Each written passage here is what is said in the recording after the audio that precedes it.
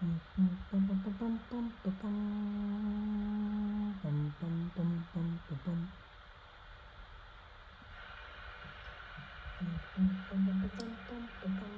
we go. Good afternoon and evening and morning, depending on where you are. Welcome to Atomic Mass Transmissions Live Gen Con Special Edition at Home Edition. This class is going to be unlocking your Metalocity. Quite simply, Metalocity. What is it? Hello, my name is Dallas. I should probably introduce myself. And welcome to the stream. Welcome to the chat. I'm here to get right into it, obviously. So what is Metalocity and what am I talking about here? Metalocity is a word that I use to describe like how metal works. There's different ways to paint metal on miniatures. We all have seen true metallic metal, which is your classic metal flake, you know, something like your Scale 75, there's that thrash metal, stuff like that. And there's non-metallic metal where you paint metallic to, an object to look metallic, but it's actually you're using opaque paints and stuff like that. But what I really want to do is I want to work on my true metallics. And I want to really get into like when I'm painting something metallic, why do I do it the way I do it and what approach I have. So this is going to be a little more philosophical and demonstration. You're free to paint at home. You're going to need some silvers, you're going to need some blues, you're going to need some grays, some blacks, some browns, and then who knows what random color I grabbed over here that we're just going to throw in the middle and just see what happens. So I hope everybody's safe, and I hope we're all ready to get an Ultron painted. So let's get to it. I'm going to switch it over here to that. Boom, Ultron. Okay, I got a little light on here. Of course, adjust some of those. So there's a lot of reflective going on, and I like that. I actually paint with a whole lot of light, like a whole lot of light. On my miniature, I want to see everything. I want to see every detail. I want to see every nook, every cranny on my miniature. So I paint with a lot of light. But what this is also doing is this is also kind of defining a lot of where my light is for me, if I want. I can accentuate this with zenithal priming and other techniques and methods. But for this, in this case, this is actually helping me. I'm seeing that the light is falling here. And see how his abdomen is not catching quite as much light? And there's a little bit here. I want to keep that in mind as I go through this. So what I'm going to do probably is focus on his chest, torso, things like that while we go through it. So this was simply prime black, and then I just put on a coat of silver. You can use any silver. You can use golds. All these philosophies work for all these different colors. I'm just using silver because I got Ultron. It's a lot of fun to paint. How is everybody doing? Thanks for joining in. See a lot of questions already. I'm going to make a glaze. So get asked a lot, what is the difference between a glaze and a wash? There's nothing different really than in the material. It's more the application. If I want to wash something, I want a thick, wet paint, something sticky, something that grabs. And the idea is I want to put it over top of a surface, and I want it to rush and gather in the crevices. Whereas a glaze, what a glaze I want is something that's very thin, that's evenly spread across the surface, that's more of tinting it. I'm not necessarily trying to create a shadow in the crevice and let it pull off the top. I just really want to change the tone of something. And the thinner a glaze and the more you apply it, the stronger it can become. So what I've done is I've taken a gray color and I've taken some mixing medium your choice, and I've thinned it way down. And the idea here is I want to put this over top of the surface. See how thin that is? You can probably barely tell I'm putting it on, and that's good. With a glaze, multiple coats, super acceptable. I'm going to put it right there. And what this is doing is kind of starting to tone down the metal. Because like I said, I started with a really bright, shiny silver color. But I don't want bright, shiny silver. I want true silver. When metal is in the shadow, it starts to lose its metalocity. It begins to stop reflecting. So I can start building this in with these glazes. With an opaque paint, it's going to start reducing the amount of light being reflected by that metallic paint. Cosmo is prime black and then just airbrushed with a quick silver. Like just a real quick coat of a bright silver. I believe it was a mix of these two, the heavy metal and the thrash metal. It doesn't really matter. I just chose those for my starting point. So you can see I put that on the inner thigh there. I'm avoiding the top. And I'm not going to do the whole model.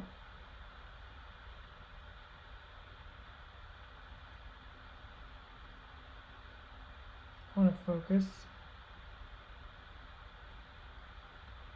See if I get a little too much, like it's a wash, I don't want that pooling up. I always keep a second brush on hand for covering mistakes or fixing mistakes or doing really quick blends.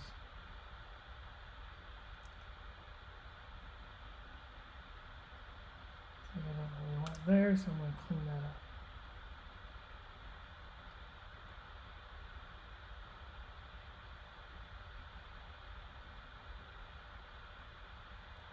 I'm just going to go ahead and stay away from the arms for speed. Can't paint all night, so like this leg is facing up. So this leg is catching a whole lot of light. This leg is going down. This leg is not catching as much light. So I think right now what I'll do is I'm going to go ahead and tone that entire thigh down. Right? I don't want all that light on there, and I want to start to remove that high metallic.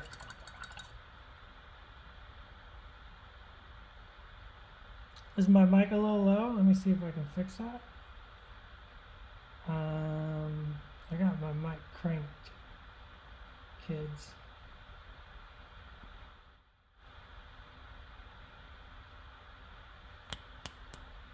Check, check, check, check, check.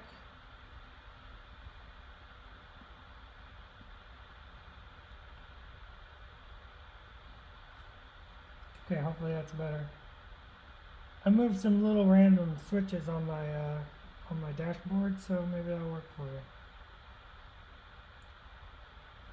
So the reason I chose blue here, I got this nice silver, and silver tends to reflect a lot of blue. It just looks good. This could be done, and we're going to add more color as we go. As you can see, I'm not going straight into black, right? Like, you know, if you're doing a tabletop painting, like say you're doing something with chainmail on it, painting silver in a black wash, you know, that's great. It's super effective, gets the job done, it's in and out. But for this, my idea is I want to go a little more like kind of how I'm going to approach a paint job for myself, maybe the studio, But also, I can do this very quickly for tabletop. I'm going to be going very slow here because I'm explaining stuff, but like once you do this a couple times, you're going to get very, very fast at the philosophy, right?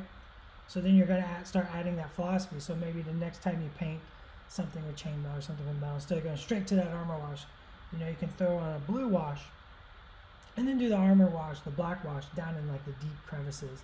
And you can just get a little more tonality, depth, and character on that metal. I'm going to mix up another color here. I'm going to grab a primary blue.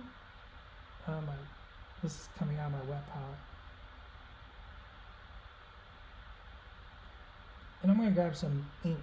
Now I love ink. And I love ink a whole lot.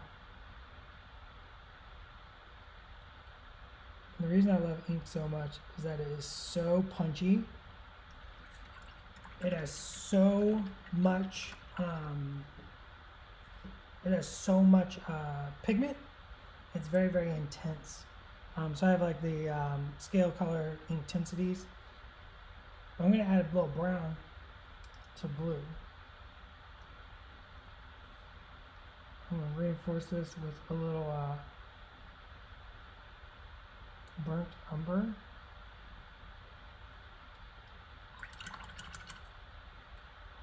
Seems like everybody's back on and can hear me just fine now.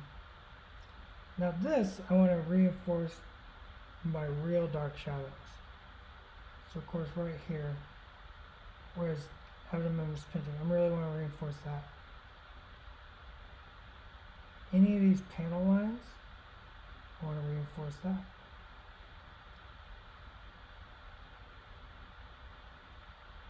Right? And I'm just starting to reinforce where shadow lie.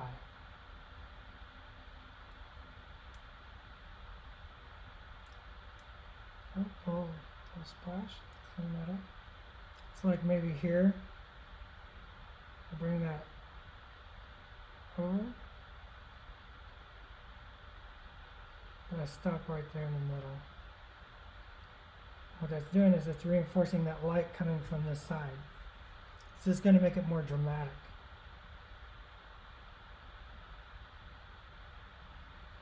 Maybe on this side, you just kind of treat it like a wash.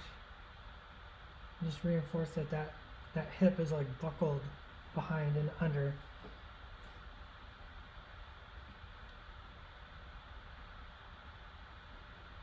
So this is like a really deep part of the division in his collarbone. So maybe even though that's not technically where a shadow would be, maybe it's just so deep, right? Maybe that's just, I want to reinforce the depth of that division. So I put a little bit there and I clean it up ever so slightly.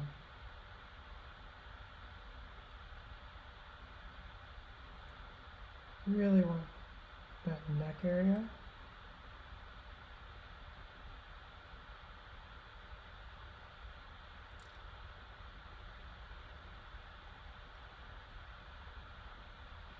This is a 2-brush blend, stretching it out.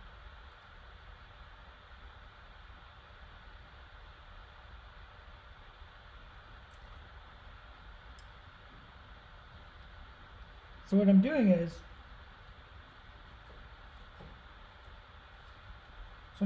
as you can see, as I'm adding those layers, the more opaque layers I put on one side, the less reflective it's going to be. And then the more I avoid this side, the more reflective it's going to be. And that's what metal wants to do in the shadows. You just want to remove that reflectiveness. Just letting a little bit shine through.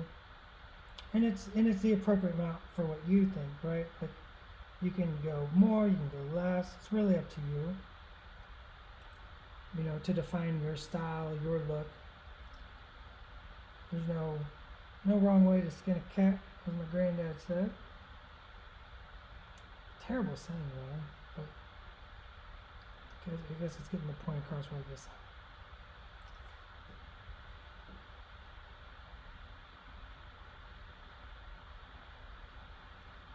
Just gonna I'm going to reinforce some of the shadows on arms.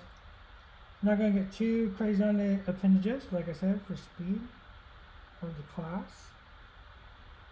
Like this area, yeah, I really want to push in. Like that, I would really push that back here, right? Really darken those up. And let those pipes and that underside really just let those be dark. Right? You can already see how much more dramatic this is getting. Let's shoot this curves now. There we go.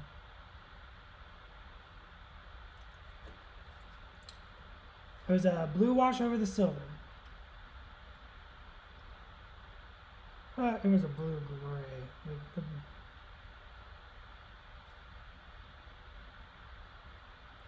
As you can see, brush control. And very much the tip of the brush is where the work gets done. The brush wants to do its job, so you don't have to get in there and make it. It'll do it. If you get too much, you just clean that up with that second brush.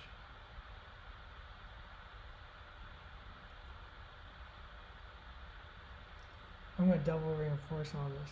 So I'm going to do it again because it's starting to dry. So I can just punch those shadows down just a little bit more, right?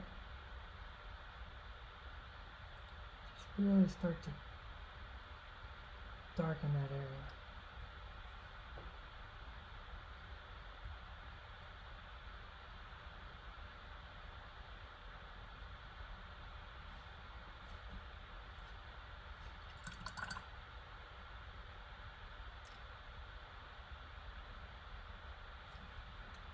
Don't forget, if you have any questions, I do take questions about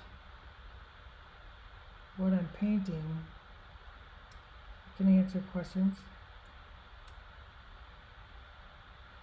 Or if you missed something, please, by all means, let me know.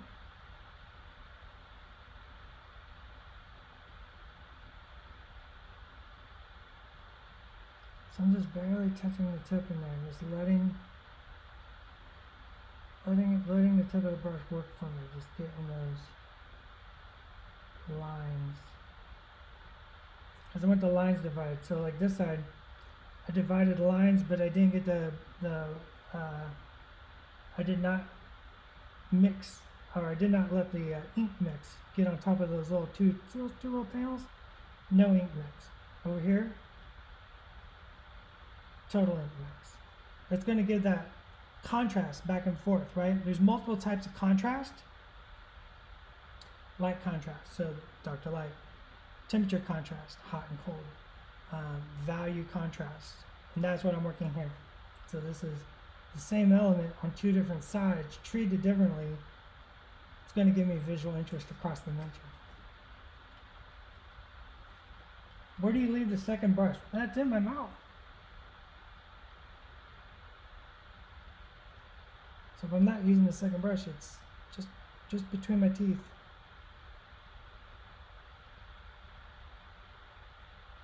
His neck is like nice and really dark, right? And what that does is like it lifts that head up. So you get this nice cool torso going dramatically from this side. I'm looking at the light now. See how I'm like really defining where my light's coming from.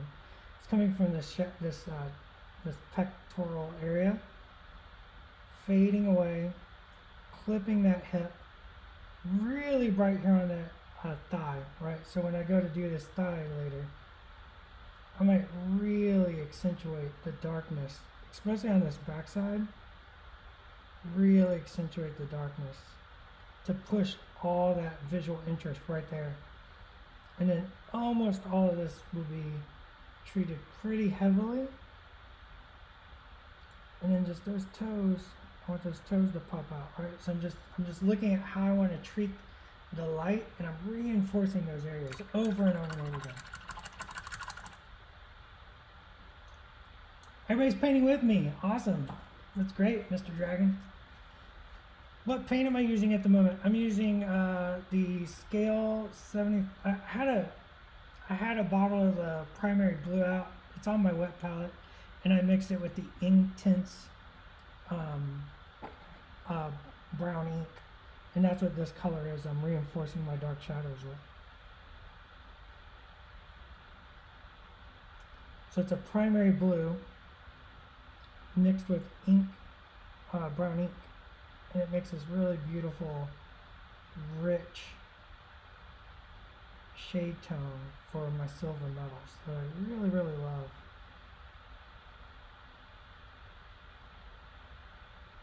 Like this inner thigh, very, very dark because it is totally away from the light, totally under his body.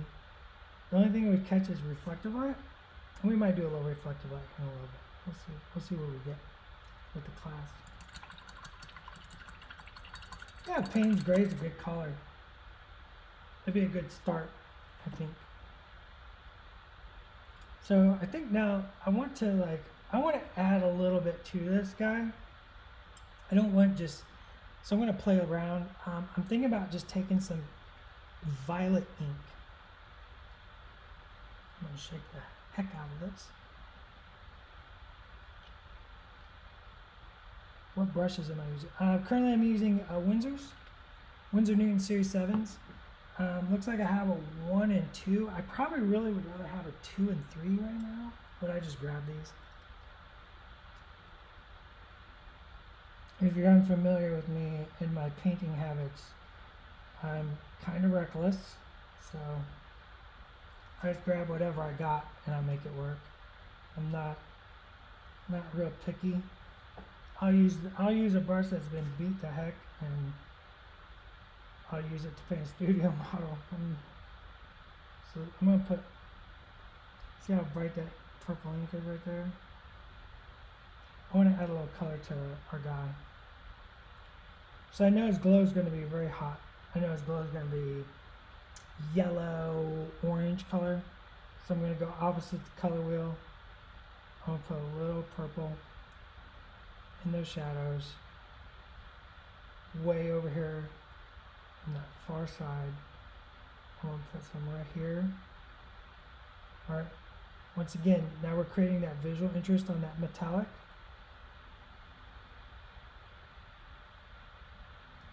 We're giving our viewers something to witness, right? Something to catch. Like, if you join me Sunday,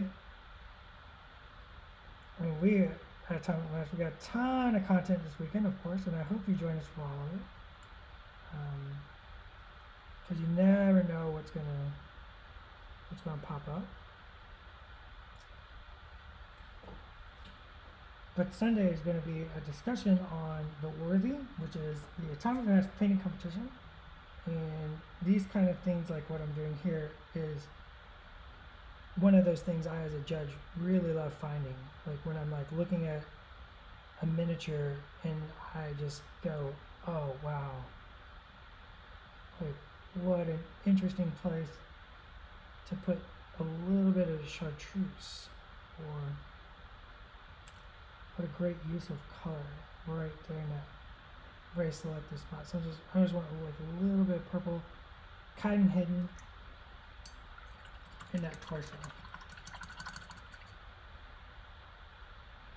And that's going to give me just a little bit of color there.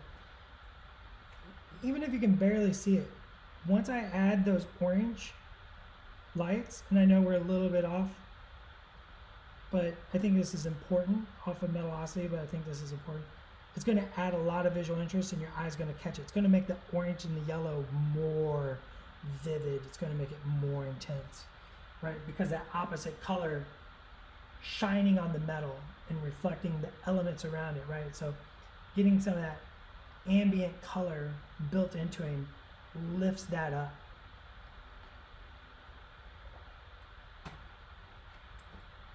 Forgive me, gotta get a drink. One more drink.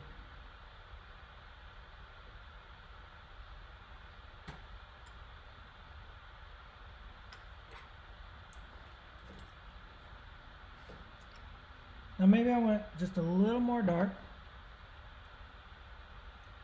Maybe you don't. Maybe you're happy right there. I'm going to take some pure black. Just, you know, just the blackest black you got. I'm going to take that primary blue brownie mix, and I'm going to add some black to it.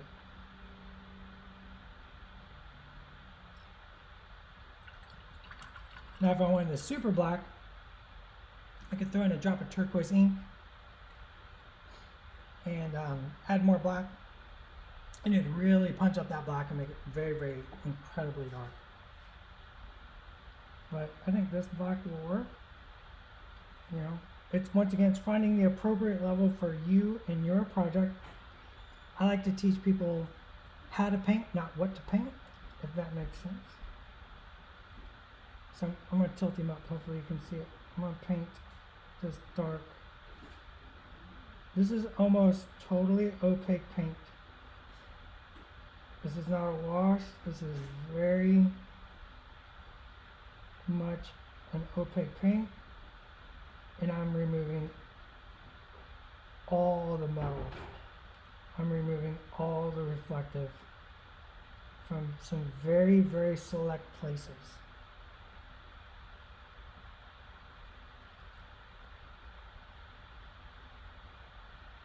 And I'm just visualizing where those places are, like as a storyteller.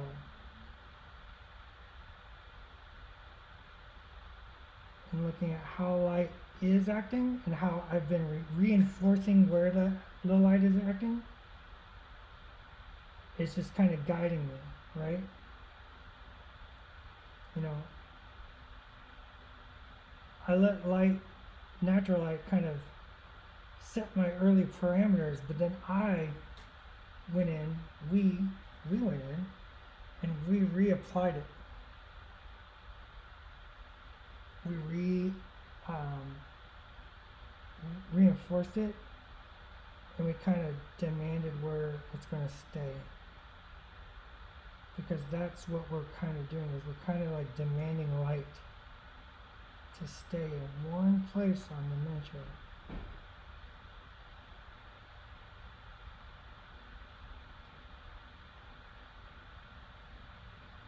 Nope, you can totally use a zenithal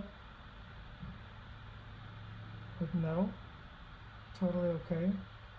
Just going to paint the slightest little line on the underside of these armor plates. Just to really reinforce that they got a little bit of overhang. Remember, philosophically, dark colors push things to the back. Light colors bring them forward.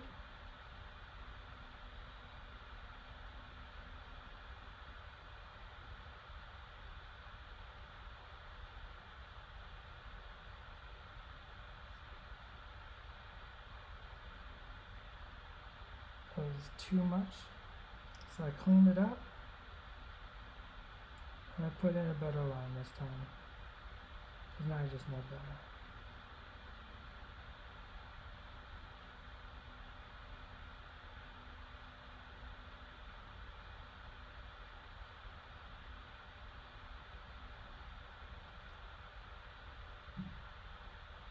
Once again, just kind of reinforcing where I feel fit.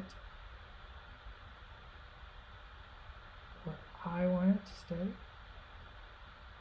It's my piece. I'm in control.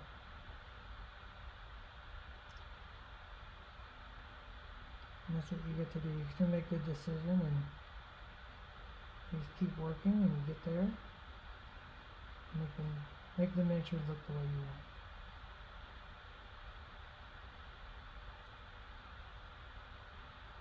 Doesn't really matter because we're not really painting the leg.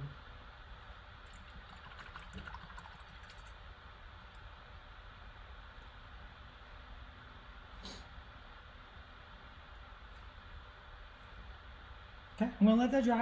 I'm going to answer a few questions because I see some cool ones here. Would I use the same colors if I was doing this on gold? So if I was doing this on gold, let's imagine I was doing gold. It depends on the gold. What I really love about golds is they got a lot of versatility. When I'm using golds, I put a lot of more sanguine colors. So sanguine. It's wine colors, like that edge between red and purple. I use a lot of brown inks, right? A whole lot of brown inks into it, and I go that way.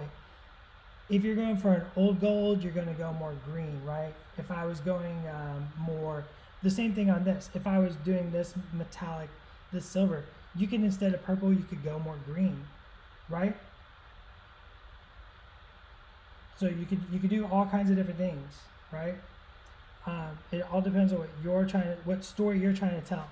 So right now I'm like really just, it's not about the colors I'm using, but about how I'm applying it and why I'm applying it. And then you can switch the colors out and get to where you want, right? Does that make sense?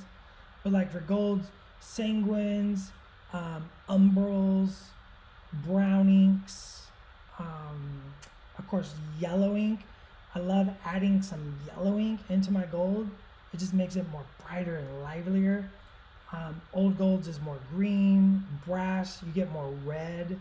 So playing with those colors can change the tone and feel, the emotion, and the story you're trying to tell on your piece, right? Same way with silvers. This could be any colors.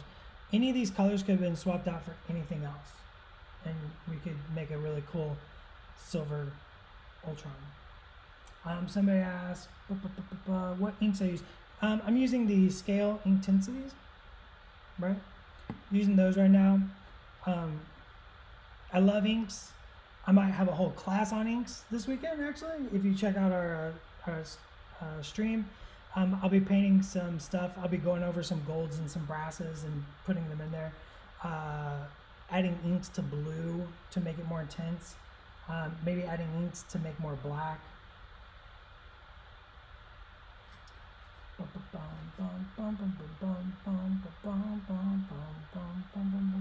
Any other questions? How would you make them look like metal that's been really high heat blasted? So, a lot of glazing and tube brushing, because I want very, very thin amounts of paint on there to get that very, very thin. And it's like purples and oranges, magentas to get that heat blasted. Also, top tip, reference is your friend. I look at a lot of references. I look at a ton of references, actually, every single day. We're always looking at references. A good artist always has like a pile of references. Marco, every project Marco works on, he creates a whole like board, like an idea and reference board. So it's like, I don't know, 5 to 20 pictures of just like, these are the things I want to keep in mind while I'm working on my project. These are the things I want to incorporate. What are the proportion paint to medium when making a glaze? That's a tough call. I really dislike ratios. I think ratios are kind of a misnomer. If you live in a desert, your ratio is going to be different than my ratio, where I live in a rainforest. And it's all about your application, what you're trying to achieve. For like something really, really thin, I tend to go like 10 parts water, 1 part ink. And that's like very, very thin, right? This is like mega thin. But that's what a glaze should be. A good glaze, like if I'm really glazing something, like if I'm glazing up, say, some fire, I might go 15 layers of glaze. So that first 2 layers, you might not even notice, right? But it's actually there, and the eye is seeing it because you're seeing the intensity and you're seeing the change. But it's super mega subtle. But you're trying to build that subtlety up and like bring in that intensity as we go.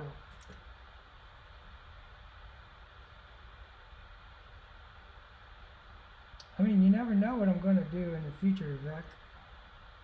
All right, I want to put some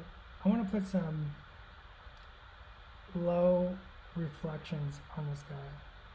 So I'm going to go with I'm going to go with thrash metal.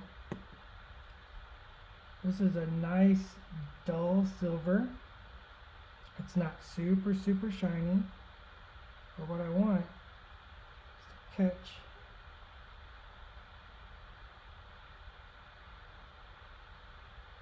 just the edges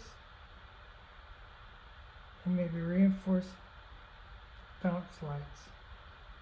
So like right under that arm. That's where the metal's reflecting back, right?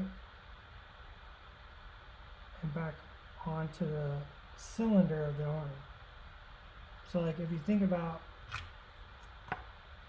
that, like this is perfect, right? Think about this as metal. The light's coming in, it's highly reflective right here, right? And then the light is almost gone right here. But if you look right there, it's that little bit of halo, that rim light. It's super subtle, but you can see what that is. That's the light from like the object below it, very subtly bouncing off. So that goes away. It's because there's blue tack here, and that blue tack is highly reflective. So if I cover that blue tack up, it goes away. So you can build that back in, right? So you can have these cylinders, like that arm, light's coming in, light goes away, and then boom, right on the underside, I catch just the subtlest highlight. And especially because this highlight is not going to be as intense as like these highlights up here on that pectoral muscle we talked about in the head, or even this thigh. This thigh is going to this thigh is catching a ton of light. So, you know, you're keeping that in mind, right? We analyzed that earlier. And then we keep that in mind for future as we go. So like this is the same color I just put under the arm, but what I'll do later is I'm going to hit this again with another highlight. But I won't do that on the other side of the arm, right? So I don't want to treat everything equitably, right? You see a lot of paint jobs and a lot of ways to paint, which are all great. Every way to paint, there's no wrong way to paint. But they paint everything equitably, right? So the light is treated the same on every element from every direction. If I'm painting for competition, or I'm painting for studio, or even when I'm painting for myself, like I said, like this I've done stuff like this, like my Ultron. Let me grab my Ultron. It's gonna move. Take 1 second. I'm still gonna yell the entire time I'm walking away from you. Say, no, I'm not abandoning you. I'm still here. I can't yell. I got too many neighbors. I don't think anything was going crazy. So even on something like this was my Ultron I painted for myself. This is for the tabletop. I painted it in like, I don't know, an hour. So I used a lot of the same philosophies, a lot of the same techniques, right? It's very dark on this side. It's very dark. Now I put yellow. I hit a bunch of yellow, and you can see it really in that camera. The camera is really grabbing a lot of that yellow. But there's also a lot of purple, because once again, like I use this as like my guide and to teach the class. But there's like a purple in the shadows, less purple up at the top, and then all this yellow I added in. And that's making that hot fire just way more intense, right? Because of the way the metal is being treated, right? So you're just giving the eye so much visual interest. So by not treating everything equitably, I give your eye something to follow and move around, and you're constantly discovering new things on the miniature.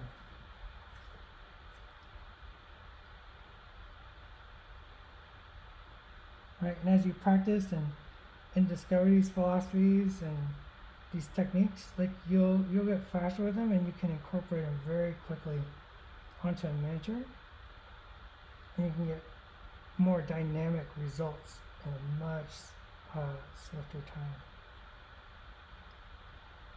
So once again, I'm not a perfectionist.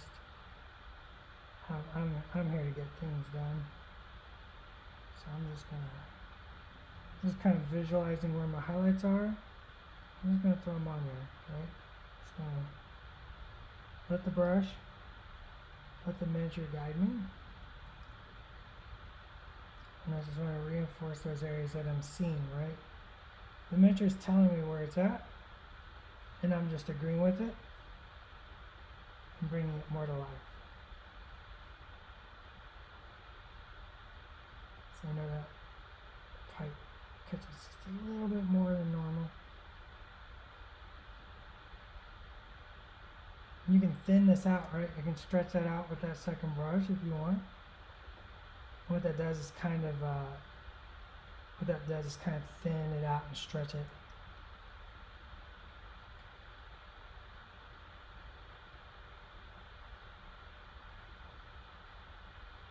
Grabbed a brand new brush today. So fun. But that lead hair, boy, that lead hair is killing me. So maybe it's got a little highlight right here. And of course the mouth. Like you want to reinforce those interesting areas like those, the mouth and the eyes and stuff like that.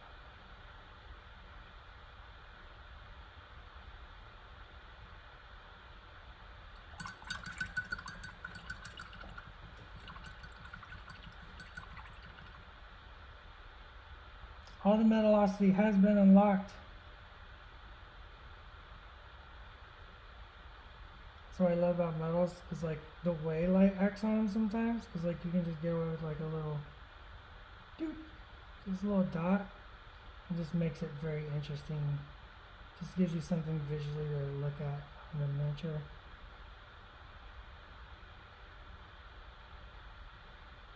Because like it's just a little dot, right?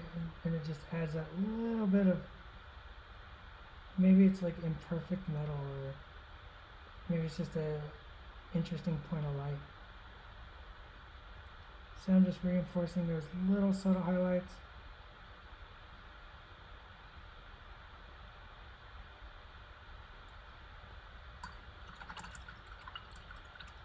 Something like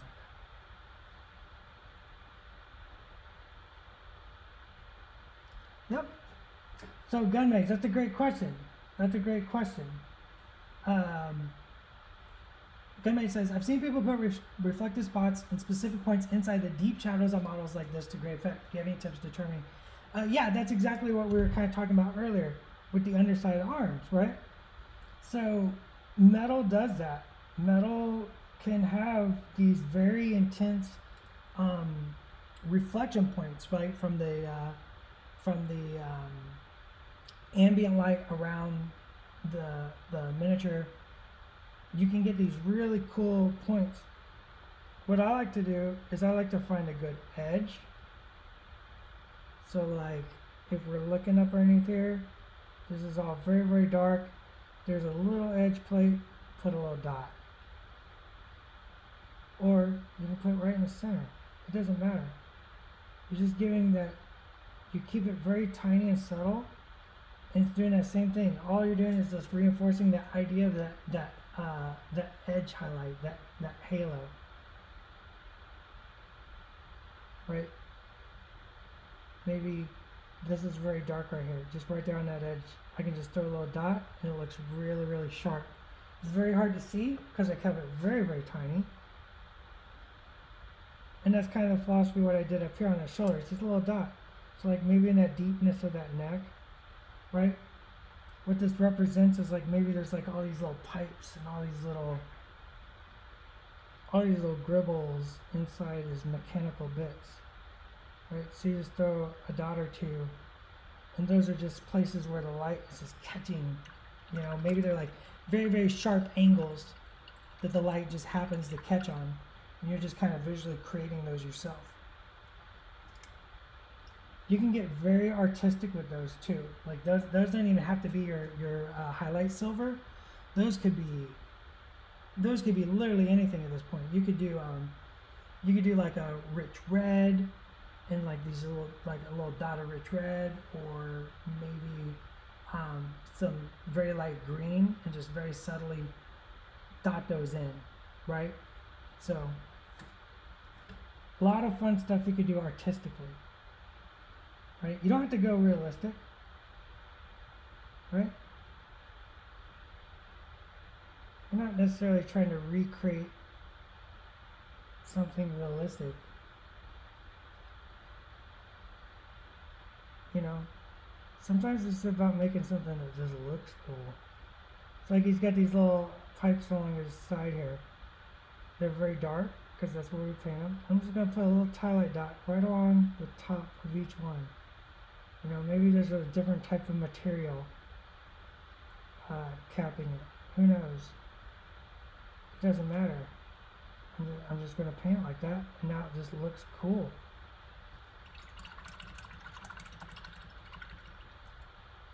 So, at this point what I would do, I mean, obviously finish it, obviously, but we're not going to finish it because I only have an hour class.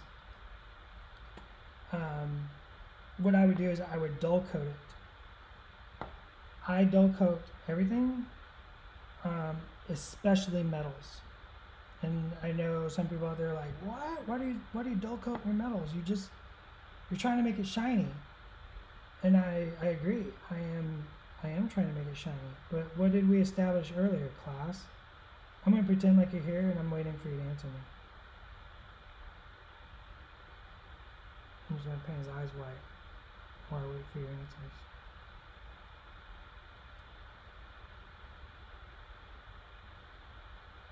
Who's going to get the answer right? You don't even have to raise your hand for this. You just all shout out all at once. It's going to be great. No one's answering my question. Contrast is good. Contrast is good. Contrast is everything. What were we talking about? Oh, making something more shiny sometimes is about removing some of the shiny, right? So if I were to dull coat this feller, yeah, let's pull this light up just a little bit so I'm taking some of that reflection off so you can see him.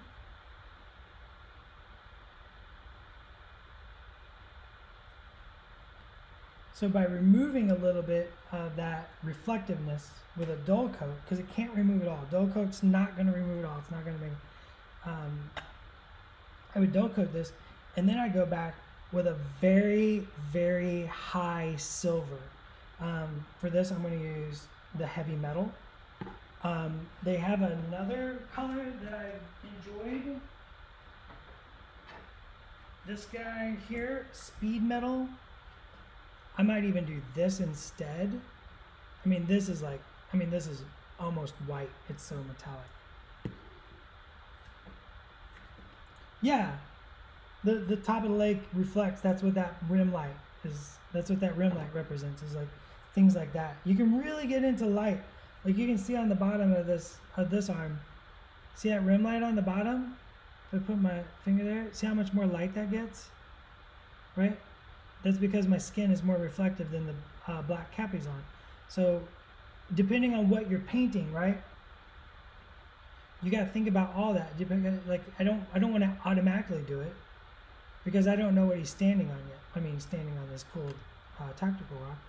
But like if I were to put lava down here, then I would put red on the bottom. If I was to cut this tactical rock off and he was standing on a nice soft pillow, and well, those things don't reflect as much, so I won't want to reinforce that bottom.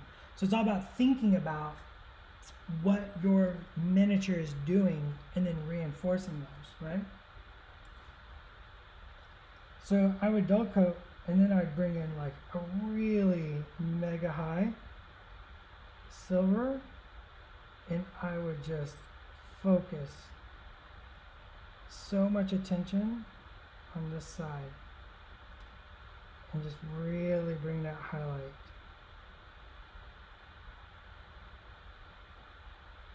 To all the light facing surfaces. Right, and that's just gonna make, and you can do the same thing here, right? So like we put that bright dot in the middle of a dark shadow. You can do, that lead here is got to go. You can do a bright dot in the middle of mid-tone shadow too, right? So like maybe right here, catching a little extra light, catching a little extra light, catching a little extra light. Maybe just the slightest dot right there. Misplaced dot, clean it up. Just a slight dot right there. And that, once again, you're just adding it, and then over here, that peck, we're going to bring in a broader version of it, right? The more layers of this you do, the more intense that metallic can look, right? That's why competition in studio paintings takes so long, right? We're really bringing these in and really bringing up that contrast instead of just one step, two step, three step. It's like really developing how far each layer is going. You know, it's metal, so you can like even do like little textures. I love textures. I love little dots and scritches. I call them scritches. They're basically just scratches. The underside of each one of these black dots, we painted those dark really. And just paint the bottom edge of each one of those. Just barely, just a little dot. You're just going to make that, especially because that's like real black against real bright. That's your contrast.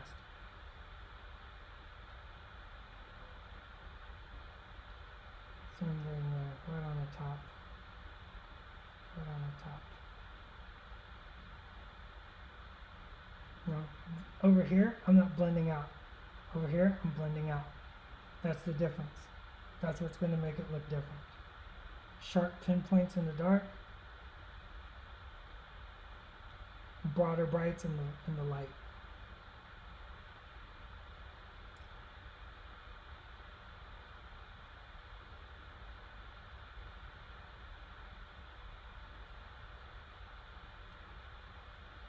So just reinforce that top edge of that armor plate, and because we painted dark, you get that real nice edge, that real defining armor plate there.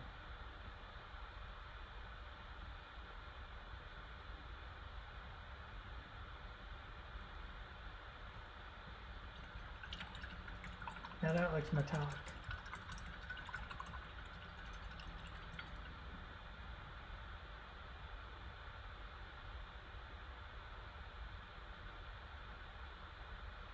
Okay, we got about 5 minutes.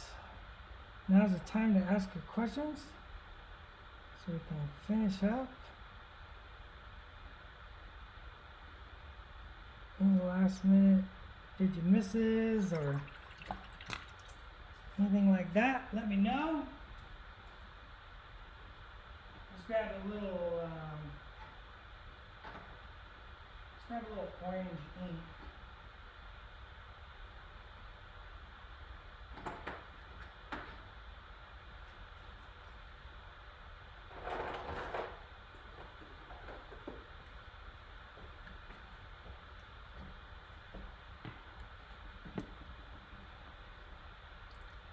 See, Chris, I pulled out some neon orange.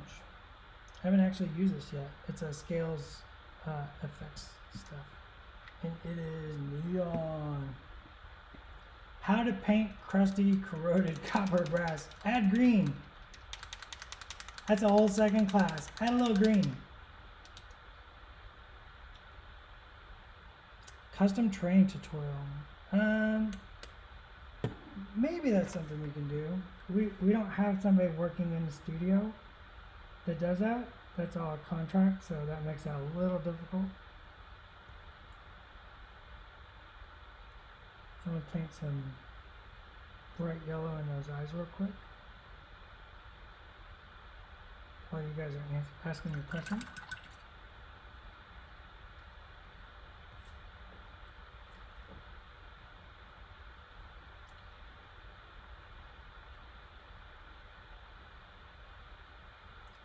Oh, the trash bag tutorial, that was great. Yeah, Mr. Dragon, you don't have to go base wash highlight. You can play around and you can get kind of you know, what you want out of it, but very easily you can add just a step or two and get a more interesting version of what you've been doing by just adding some color and just taking a moment to like think about the application of where those colors are. There we go. Once again, like I said, that intense orange is going to pop more because of the purple inside of the, let's bring that light way up. Because the purple inside the shadows. Ooh. A little too close. Can we get him zoomed in? How zoomed can we go? There we go.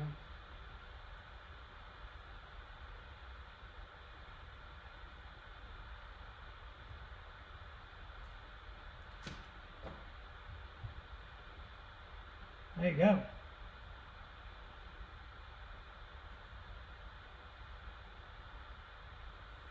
I'll slide this over. Kick it back on me. So I hope that kind of like gives you like a good starting point, right? This is by no means comprehensive, but it's like a quick peek into like my philosophical, like how I approach metals. Right, getting the dark to light, thinking about it beforehand, right? We kind of discussed and like visualized where those lights were coming from, and then as we just reinforced it, right?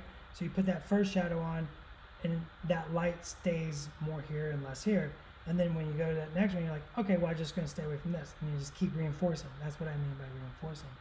So you're just kind of developing those philosophies as you go, adding those little colors in there, right?